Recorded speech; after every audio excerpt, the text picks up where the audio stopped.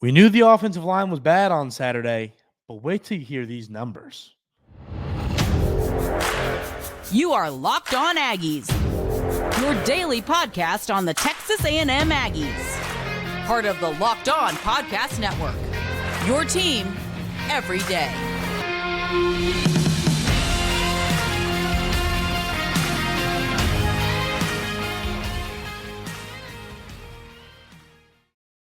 Welcome on into Locked On Aggies. I'm your host, Andrew Stefaniak. Thanks for making Locked On Aggies your first listen every single day. Today's episode is brought to you by Game Time. Download the Game Time app, create an account, and use code LOCKEDONCollege for $20 off your first purchase. Travis Brown put out some interesting stats that really bring it to light just how bad the offensive line was on Saturday. And the funny thing about these stats is, frankly, you knew the offensive line was bad watching the game, but then you see these numbers and you're like, wow, this is rough. This is really rough.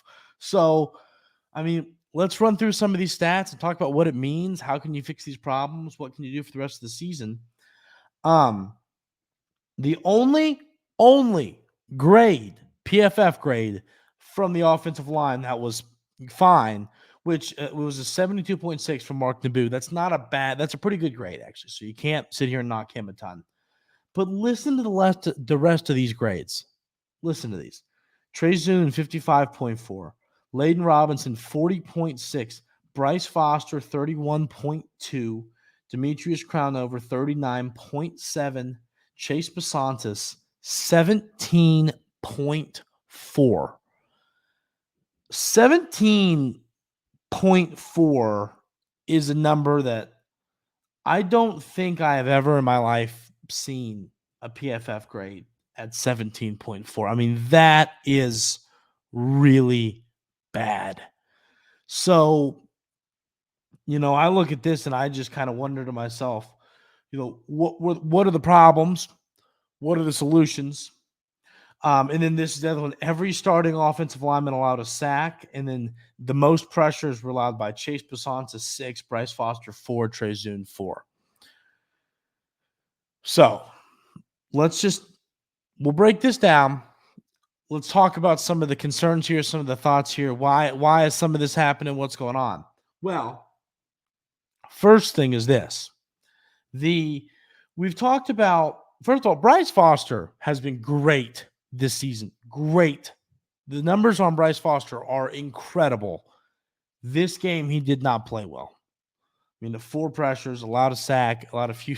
He did not play well. He did not grade out well on PFF. This was not a good game from the Aggies center. This was really bad.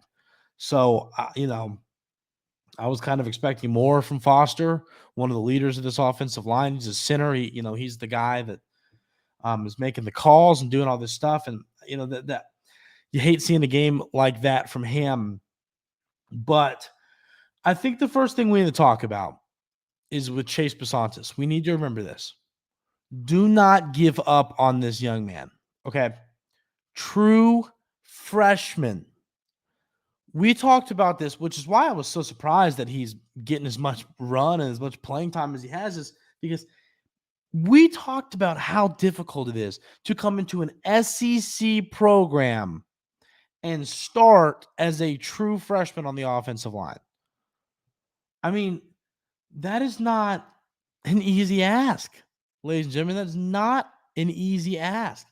Now, are we making excuses for him? No. Here's the deal. He played a bad game. It was not a good game from Basantis, but I am not concerned about him long term. I think he's going to be great. You got to remember all the talent, offensive line wise, that is coming in to this upcoming recruiting class. There is so much talented offensive line play coming in.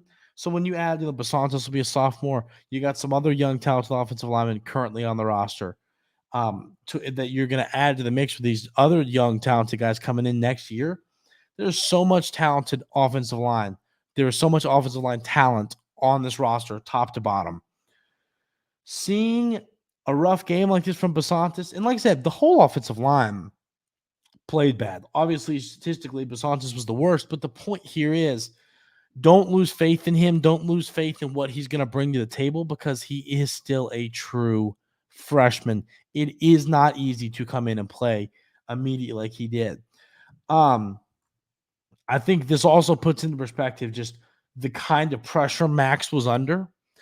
It did seem like every throw he made, he got the ball out just in time before he got absolutely hammered. And then there were a few plays where he did just flat out get hammered and got taken down for a sack. So, Max Johnson, I know there were some throws he would have liked back in this ball game. There were some throws that us Aggie fans would have liked him to have back. But, I mean, the dude was under pressure the entire football game.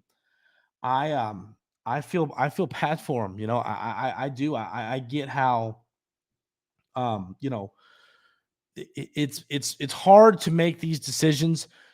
It's hard to play quarterback in a clean pocket. You still have to make the right decision. You still have to find open receivers. Playing quarterback in a pocket where the opponent is living in your backfield is really difficult. And I thought Max Johnson still made a lot of high-quality throws, made a lot of high-quality decisions, made a few poor decisions. So I think seeing these numbers takes a little heat off of Max Johnson. And I was never, at no point was I saying he was awful, blame him, this is his fault. That interception I wasn't a fan of. But I think looking at this, looking at these numbers, it kind of makes me like lean back and go, I think Max did just about as good as you could do based on the constant pressure he was under this entire game. So this offensive line is concerning. This is definitely concerning. We talked about Auburn was a team that had basically zero pass rush. Arkansas, a little bit. They're fine, but they're not Alabama. And they, who else they aren't? Tennessee. We'll talk about Tennessee's numbers getting after the passer here in segment 2, but it's not getting any easier for this Texas A&M football team when it comes to talented opposing pass rushes. So this offensive line's got to clean it up. This offensive line has to be better. It's going to be hard to win football games if your quarterback is staring at the sky the whole game because he's being sacked 10 times a game. You have to protect him. I was happy with this offensive line early into the year. Was so a lot. Obviously, I thought they could have improved on, but they were getting the job done. They did not get the job done in this ball game, and it was one of the big reasons that cost the Aggies in this football game. So, offensive line's got to be better. Have to be better. This is the other stat from Travis Brown. This is another interesting one. So, 7 of Jermaine Burton's 12 targets were defended by Josh DeBerry, which included 5 of 9 receptions that accounted for 145 yards. DeBerry finished with a 49.5 coverage grade in this game per PFF. We talked about that coverage grade yesterday. That is what you can't, when you're talking about a corner, you want the coverage grade to be good. You can get away with a low tackle grade and this stuff, and because normally that means helping in the run more than helping in what you're doing.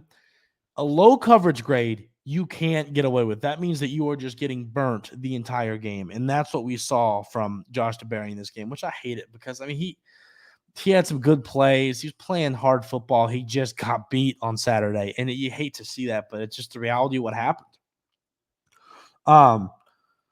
So the next most targets in coverage was Tariq Chappelle, 2, and it was 2 receptions on 3 targets for 22 yards. Burton's touchdowns were credited to Chappelle and Deuce Harmon in coverage. So that's another interesting stat from Travis Brown. He does some good work. Go check him out. He's awesome.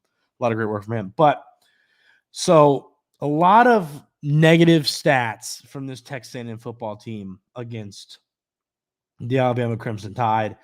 And, hearing like SEC Mike talk about this game, he dressed up as a clown, and talking about being frustrated with Coach Fisher, which was a little funny. But There was a lot to be frustrated about in that ball game if you're a Texas A&M fan. I mean, there's just so many things that could have gone a different way. With penalties and turnovers, it really felt like Alabama did everything they could to try and hand you that ball game, and you couldn't take it from them, and that is really frustrating. So offensive line, secondary play has got to be better going forward because your schedule is not getting any easier. We're going to talk about why we need to stay behind this team, why we have to, and look at some different numbers from Tennessee coming up right here on Locked On Aggies. But first, I want to tell you about our friends over at Prize Picks. Prize Picks is the most fun way to do fantasy football. Hey, ladies and gentlemen, fantasy football right now is not going great for me. Haven't had the best years. Very unlike me. Very unlike me. Haven't. Austin Eckler injuries have hurt. A Nick Chubb injury hurt. What do I do to combat a rough fantasy football year? Prize Picks. I love Prize Picks. It is so fun to use. I love how the way this works.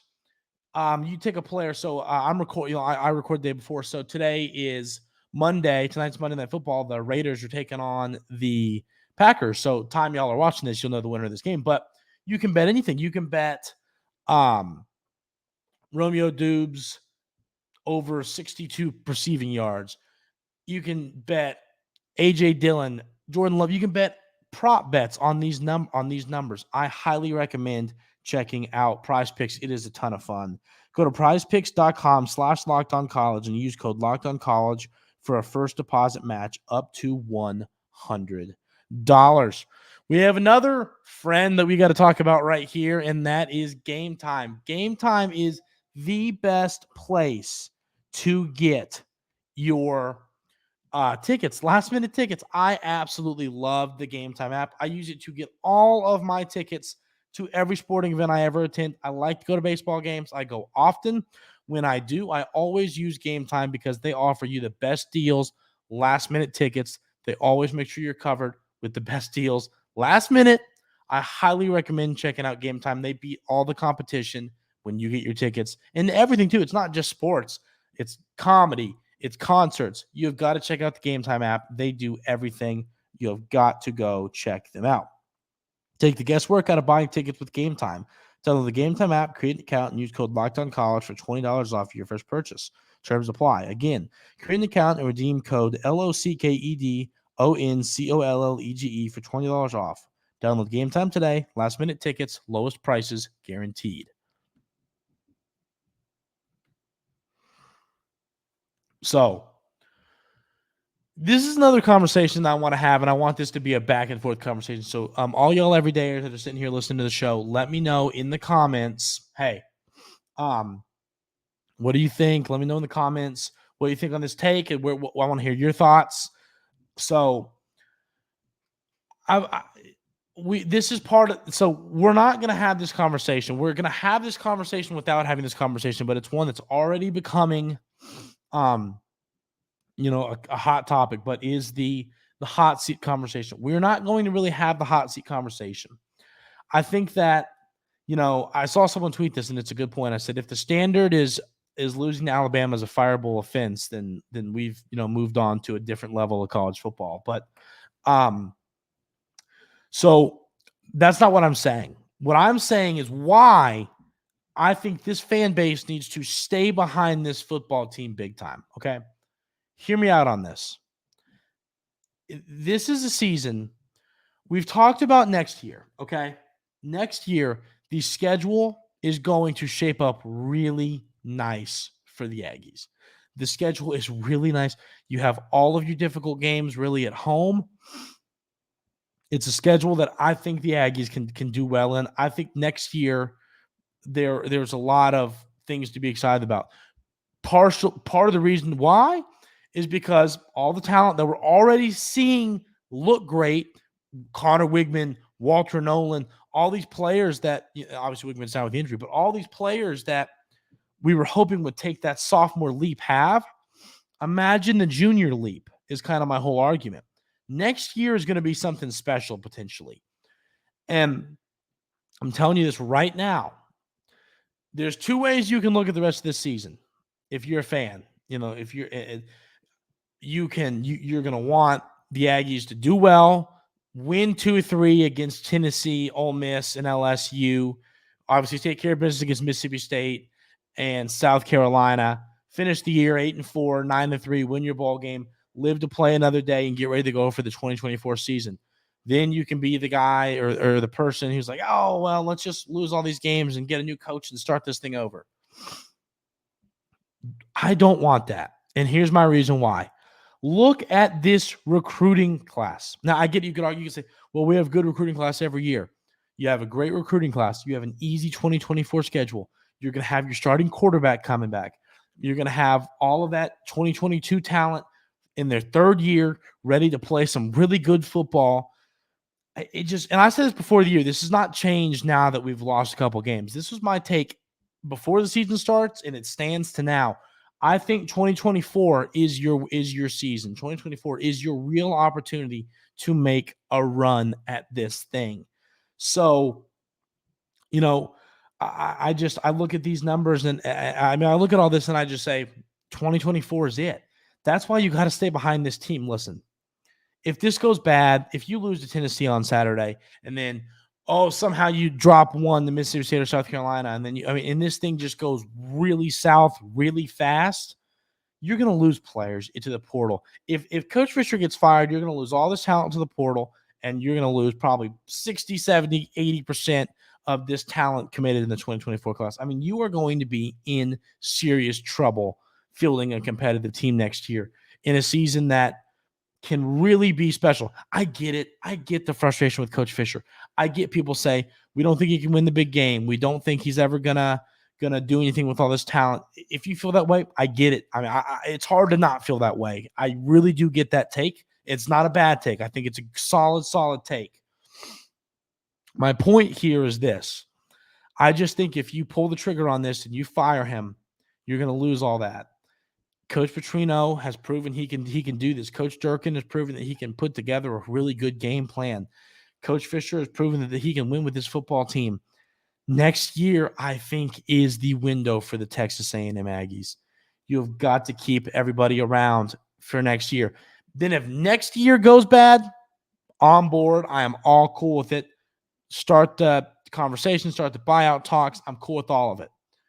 But I think that next year could be incredibly special. And like I said, I've said that for a long time. That is not just a new take I've created. I've had that for months and months and months. So that's why we have to stay behind this team, because this team finishing 9-3, winning a bowl game is a much better, and Coach Fisher being around for another year is a much better outcome than this team tanking the rest of the year, Coach Fisher getting let go, paying that massive buyout, and then trying to field a competent team next year, because it's going to be difficult. So that is why you got to stay behind this team and you got to stay behind this coaching staff, in my opinion.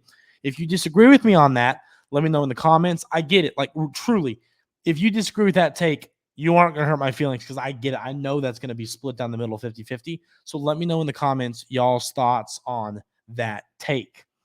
A couple things I want to talk about with Tennessee. They create a lot of sacks and they don't allow a lot of sacks. This Tennessee team is good in the trenches. They are good in the trenches. They have last week was Tennessee's bye week, so they've played 5 games. They have 22 sacks, which is one of the best numbers based on sacks per game in college football. They're right up there with Texas A&M, but Texas A&M's played that extra game to where the sacks per game is even. So that is obviously concerning, knowing what we just discussed with this offensive line, what we just discussed with this, what we just discussed with this offense. This Tennessee team is going to get pressure. So you have 1 week to get the issues figured out. You have 1 week to get on tape, watch the tape, and say, okay, what went wrong against Alabama that they got all this pressure on us all game long?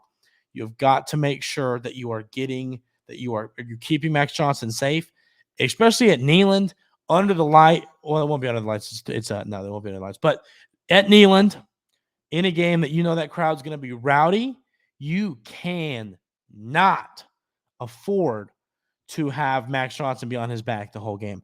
that will just make this crowd louder and louder and louder. This is going to be a tough game atmosphere-wise. You have got to make sure that you are keeping this Tennessee team out of the backfield and keeping Max Johnson upright. So,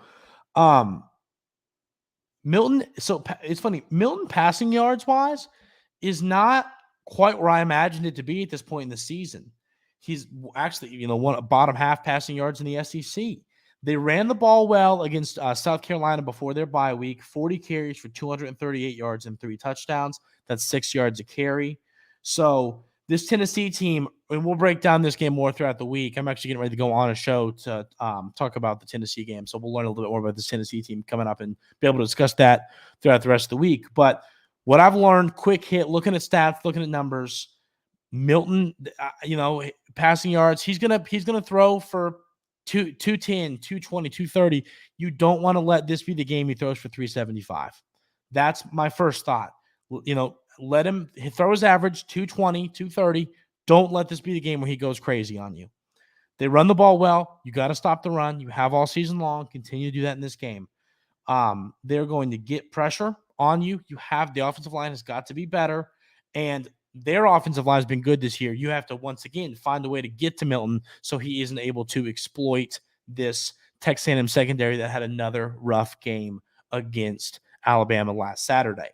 So that is quick hitter thoughts on this Tennessee team. We're going to learn more about this team and discuss it throughout the week right here on Locked On Aggies. But I want to discuss why this game is so important, and I think you could even argue that it's a must-win. We'll discuss all that coming up right here on Locked On Aggies. But first, I want to tell you about our friends over at Jace Medical. Jace Medical is one of the most interesting products that I've seen in a long time. When they first became a sponsor of the show, did more research on the product. They sent me the product. It's really interesting to see how it works. And they offer two things. They offer the Jace case and they offer Jace Daily. The Jace case sends you a handful of antibiotics that are going to keep you safe, keep you healthy in a situation, whether it's just around the house, whether it's in a natural disaster, whether you're on a fishing trip and your boat runs out and you run out of gas in your boat and you need to have all this stuff. It's something that's going to keep you safe in a sticky situation. Jace Daily is another cool thing they offer, which is where you can basically have a year's supply of your everyday medicines in case of an emergency, in case of you need them, you don't have them. It's an interesting product that came about during the pandemic that is just here to help people keep families safe, keep people healthy. It's an all-around smart product. Go check out their website. Go check out their products. I highly recommend, having one of these Jace cases, having Jace Daily for your family. I highly recommend going and check this out. Get $20 off on these life-saving antibiotics today from Jace Medical by using my code LOCKEDON at checkout at jacemedical.com. That's JASEMEDICAL.com. Check it out, ladies and gentlemen. I promise you will not regret it. So, couple quick hitter facts on this Tennessee team, on this football game, and why this game is so important to me. So, the Aggies open as 3-point dogs in this game. Makes sense. Road game. I was not expecting the Aggies to be favored in this game. I have a feeling, if I had to guess, that line might actually move more in Tennessee's favor just based on the fact that it's a home game. That atmosphere is crazy. We all know that. ESPN FPI gives the Aggies a 43.2% chance to win this game. That's been right around where it has been the whole year. To start the season, I think it's gotten better in favor of the Aggies, but still, obviously FPI really values home field advantage. And so knowing how much they value home field advantage, the fact that they still have Texas A&M give them a 43.2% chance to win this game makes you feel like they really do have a shot to win this one. And then, so you have to get to 8 wins. There is no... You have to get to 8 wins this year. Look through the schedule. You got Tennessee, then you got your bye week. Then you got South Carolina, Ole Miss, Mississippi State, Abilene Christian, and LSU. So let's think about this like this. let's say you take care of business against South Carolina at home, Mississippi State at home, and Abilene Christian, that gives you 7 wins. 7 wins. You have to go 1-3, potentially 2-3, in my opinion, in the Tennessee, LSU, and Ole Miss games. 8-4, I don't think people are gonna be happy with. I get that, and that's fair. 9-3 is possible. As much as Texas A&M has shot themselves in the foot, played bad at times, made bad decisions, I still believe that 9-3 is on the table for this team. I know some might disagree. I mean, all it takes is taking care of business in the games you're supposed to and winning 2 of these games against Tennessee, LSU, and Ole Miss. Now, the problem is these are 3 road games against ranked teams. It's not going to be easy. I'm just still a believer in this Texas A&M football team. I know I get why people are hesitant. I get why after what we saw last week. I mean, it's frustrating, a game that you could argue. I mean, Alabama tried to give to you and you wouldn't take it. That's frustrating. But this team can play with anybody. They will play with anybody. So I think that if they find a way to hang with these teams on the road, find a way to beat Tennessee, I feel like it's a must win. I feel like Ole Miss and LSU, I think that environment-wise, Tennessee is going to be worse than Ole Miss, but I think the Ole Miss is a better football team than Tennessee, and I think that LSU's a little bit better football team than Tennessee. Frankly, that's so toss-up, but I just feel like you got to win this football game if 9 wins is still on the table. If you lose this game, then I think you stick to we got to get to 8 wins. But if you win this game, 9 wins is still on the table, but it's going to take a couple big-time road victories. We'll break down this game more this week. We have a lot of fun coming up this week on Locked On Aggies, breaking down this Tennessee game. The Aggies have their bye week coming up. That'll be good for the team. But the best thing we need right now is to get a big win over the Tennessee Volunteers on Saturday. That is going to do it for today's episode of Locked On Aggies. Thank you so much for tuning in every single day. I really appreciate it. All you everydayers that are here commenting every day, I appreciate it. All y'all have a great rest of your day today, and we will see you tomorrow.